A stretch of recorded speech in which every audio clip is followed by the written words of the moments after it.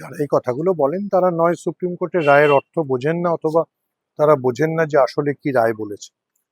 দেখুন, মমতা বন্দ্যোপাধ্যায়ের যে কটা মূল বক্তব্য ছিল, অর্থাৎ মাইক্রো অবজারভারদের বক্তব্য গুরুত্ব পাবে না, ইয়ারোদের বক্তব্যই গুরুত্ব পাবে, সেটা সুপ্রিম কোর্ট মান্যতা দিয়েছে। এবং যেটাতে নির্বাচন কমিশন অনড় ছিল যে তারা ডেট বাড়াবে না, সেই ডেটও বাড়িয়েছে।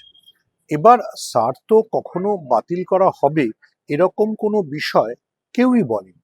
সবার প্রশ্ন ছিল স্যারের স্বচ্ছতা নিয়ে, স্যারে যেন বৈধ ভোটারদের নাম বাদ না পড়ে সেই নিয়ে, এবং স্যারের নামে যেন মানুষদের হয়রানি না করা হয় সেটা নিয়ে।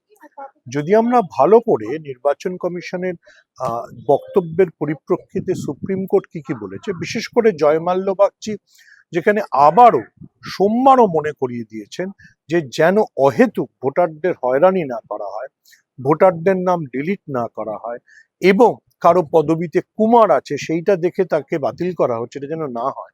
তাহলে যদি না বোঝেন যে নির্বাচন কমিশনকে আসলে কতটা ব্যাকফুটে যেতে হলো, তাহলে তারা একচোখো। এই যে একচোখো শব্দটা যখন আমি ব্যবহার করলাম, তখন আমি শুধু বিজেপির সম্পর্কে ব্যবহার করছি না, ব্যবহার করছি সিপিএম এবং কংগ্রেসের সঙ্গেও। সিপিএম এবং কংগ্রেস যদি সত্যি সত্যি অ্যাক্টিভ হয়, তাহলে তাদের এখন উচিত পশ্চিমবঙ্গের মতো একটা রাজ্যে, এরকম একটা রাজ্যে যেখানে সমস্যাটা জ্বলন্ত, যেখানে প্রতিদিন নতুন কোনো না কোনো বিএলওর মৃত্যুর খবর আসছে, নতুন কোনো না কোনো হয়রানির খবর আসছে, যেখানে বিভিন্ন মানবাধিকার সংগঠন, আমি দেখছিলাম গতকাল এসিএইচআর রিপোর্ট দিয়েছে যে তারা দেখেছে যে কিভাবে মানুষকে হয়রানি করা হচ্ছে। তার পরিপ্রেক্ষিতে যদি কংগ্রেস এবং সিপিএম না বোঝে যে পশ্চিমবঙ্গের সংখ্যালঘু মুসলিমদের কিভাবে নিশানা করা হচ্ছে, তাহলে মুর্শিদাবাদ ও মালদার একটি মুসলিমেরও উচিত নয় কংগ্রেস বা সিপিএম কে ভোট দেওয়া।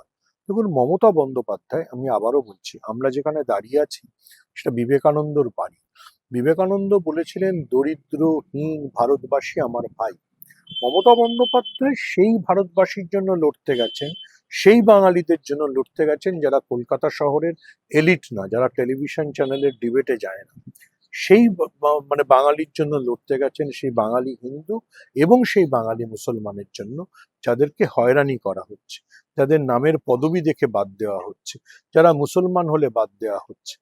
আবার আমি জয়মাল্য বাগচির কথা মনে করাই যে 5 জনের বেশি যদি একই ফ্যামিলি ট্রি থেকে আসে, তাদেরকে লজিক্যাল ডিসক্রিপেন্সিতে ফেলা হবে, এর চাইতে খারাপ আর কি আছে। জয়মাল্য বাগচি সেটা নিয়েও সতর্ক করে দিয়েছে।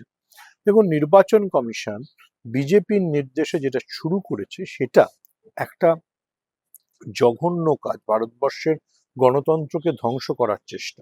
তার বিরুদ্ধে লড়াইটা একদিনের না, দীর্ঘদিন ধরে চলবে।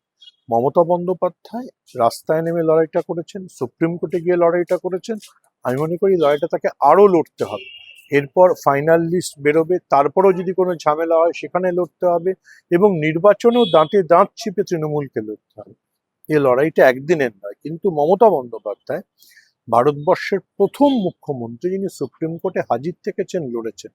ভুলে যাবেন না, ঠিক সেই সময় আমাদের প্রতিবেশী রাজ্য আসামের মুখ্যমন্ত্রী হেমন্ত বিশ্ব শর্মা মুসলমানদের নিশানা করে ভিডিও করেছেন, এবং সে ভিডিও করে অন্যায় করেছেন বুঝে পরে সেই ভিডিও ডিলিটও করে দিয়েছেন।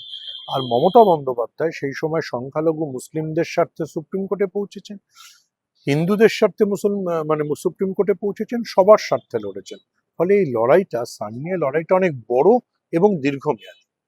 মমতা বন্দ্যোপাধ্যায় যে সুপ্রিম কোর্টে গিয়ে সওয়াল করেছেন, এই বিষয়টাকে ঘিরে রাজনীতি করছে বিজেপি ঘনিষ্ঠ কিছু গোষ্ঠী, এই বিষয়ে কি বলবেন? এটা তো সুপ্রিম কোর্ট পরিষ্কার, হিন্দু মহাসভা তো সুপ্রিম কোর্টে এই নিয়ে প্রস্তাবই এনেছিল, সঙ্গে সঙ্গে প্রধান বিচারপতি সূর্যকান্ত সেটা বাতিলই করে দিয়েছেন।